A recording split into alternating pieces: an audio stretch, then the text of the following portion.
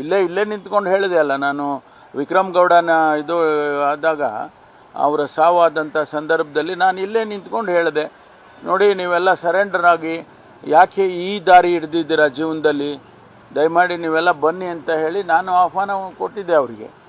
ಅದೇ ರೀತಿ ನಮ್ಮ ಇಲಾಖೆಯಿಂದ ANFನವರು ಕೆಲಸ ಮಾಡಿದ್ದಾರೆ. ಹಿರಿಯ ಅಧಿಕಾರಿಗಳು, ಕಿರಿಯ ಅಧಿಕಾರಿಗಳು ಎಲ್ಲರೂ ಕೂಡ ಯಾಕಪ್ಪ ನೀವು ಅಲ್ಲಿ ಕಾಡಲ್ಲಿ ಇದ್ಕೊಂಡು ಈ ರೀತಿ ಜೀವನ ನಡೆಸ್ತಾ ಇದ್ದೀರಾ, ಬಂದ್ಬಿಡಿ, ನೀವು ಸಮಾಜದ ಮುಖ್ಯವಾಹಿನಿಯಲ್ಲಿ ಇರಿ ನೀವು ಅಂತ ಹೇಳಿ ಕರೆದಿದ್ದಾರೆ. ಈಗ ಅವ್ರ ಮೇಲೆ ಕೇಸ್ಗಳಿದೆ ನಿಜ. ಅದನ್ನು ಯಾವ ರೀತಿ ಅವರು ಸರೆಂಡರ್ ಆದಮೇಲೆ ಯಾವ ರೀತಿ ಕೇಸ್ಗಳ ಬಗ್ಗೆ ಚರ್ಚೆ ಮಾಡಬೇಕು, ಅದಕ್ಕೆ ಕಾನೂನಿನಲ್ಲಿ ಏನು ಅವಕಾಶ ಇದೆ ಅದನ್ನು ನೋಡ್ತೇವೆ. ಈಗ ಅವರು ಸರೆಂಡರ್ ಆಗ್ತಾ ಇದ್ದಾರೆ ಅನ್ನೋದು ಅಷ್ಟೇ ನಾನು ಹೇಳಬಲ್ಲೆ.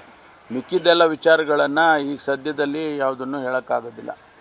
ಅವ್ರ ಕಂಡೀಷನ್ಸ್ ಏನು ಮತ್ತು ನಾವೇನು ಪ್ರಾಮಿಸ್ ಮಾಡಿದ್ದೀವಿ ಅದೆಲ್ಲ ಆಮೇಲೆ ಹೇಳ್ತೇನೆ. ಎಲ್ಲರ ಮೇಲೂ ತುಂಬಾ ಕೇಸ್ಗಳಿದಾವೆ, ಕೊಲೆ ಕೇಸ್ ಎಲ್ಲ ಇದಾವೆ, ಅವ್ರನ್ನ ಯಾಕೆ ಸರೆಂಡರ್ ಮಾಡಿಸ್ತಾ ಇದ್ದೀರಾ ಅಂತ ಬಿಜೆಪಿ ವಿರೋಧ ಮಾಡ್ತಾ ಇದೆ ಸರ್. ಇಲ್ಲ, ನಾವೇನು ನೋಡಿ, ನಾವು ಕರೆ ಕೊಟ್ಟಿದ್ದು ಇಲ್ಲೇ ನಿಂತ್ಕೊಂಡು ಹೇಳಿದೆ ಅಲ್ಲ ನಾನು. ವಿಕ್ರಮ್ ಗೌಡನ ಇದು ಆದಾಗ ಅವರ ಸಾವಾದಂಥ ಸಂದರ್ಭದಲ್ಲಿ ನಾನು ಇಲ್ಲೇ ನಿಂತ್ಕೊಂಡು ಹೇಳಿದೆ, ನೋಡಿ ನೀವೆಲ್ಲ ಸರೆಂಡರ್ ಆಗಿ ಯಾಕೆ ಈ ದಾರಿ ಹಿಡ್ದಿದ್ದೀರಾ ಜೀವನದಲ್ಲಿ, ದಯಮಾಡಿ ನೀವೆಲ್ಲ ಬನ್ನಿ ಅಂತ ಹೇಳಿ ನಾನು ಆಹ್ವಾನ ಕೊಟ್ಟಿದ್ದೆ ಅವರಿಗೆ.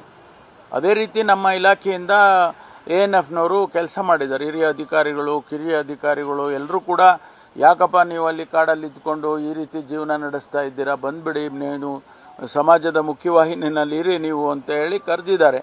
ಈಗ ಅವ್ರ ಮೇಲೆ ಕೇಸ್ಗಳಿದೆ ನಿಜ. ಅದನ್ನು ಯಾವ ರೀತಿ ಅವರು ಸರೆಂಡರ್ ಆದಮೇಲೆ ಯಾವ ರೀತಿ ಕೇಸ್ಗಳ ಬಗ್ಗೆ ಚರ್ಚೆ ಮಾಡಬೇಕು, ಅದಕ್ಕೆ ಕಾನೂನಿನಲ್ಲಿ ಏನು ಅವಕಾಶ ಇದೆ ಅದನ್ನು ನೋಡ್ತೇವೆ.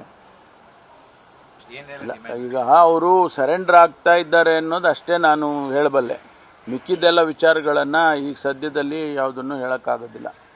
ಅವ್ರ ಕಂಡೀಷನ್ಸ್ ಏನು ಮತ್ತು ನಾವೇನು ಪ್ರಾಮಿಸ್ ಮಾಡಿದ್ದೀವಿ ಅದೆಲ್ಲ ಆಮೇಲೆ ಹೇಳ್ತೇನೆ. ಎಲ್ಲರ ಮೇಲೂ ತುಂಬಾ ಕೇಸ್ಗಳಿದಾವೆ, ಕೊಲೆ ಕೇಸ್ ಎಲ್ಲ ಇದಾವೆ, ಅವ್ರನ್ನ ಯಾಕೆ ಸರೆಂಡರ್ ಮಾಡಿಸ್ತಾ ಇದ್ದೀರಾ ಅಂತ ಬಿಜೆಪಿ ವಿರೋಧ ಮಾಡ್ತಾ ಇದೆ ಸರ್. ಇಲ್ಲ, ನಾವೇನು ನೋಡಿ, ನಾವು ಕರೆ ಕೊಟ್ಟಿದ್ದು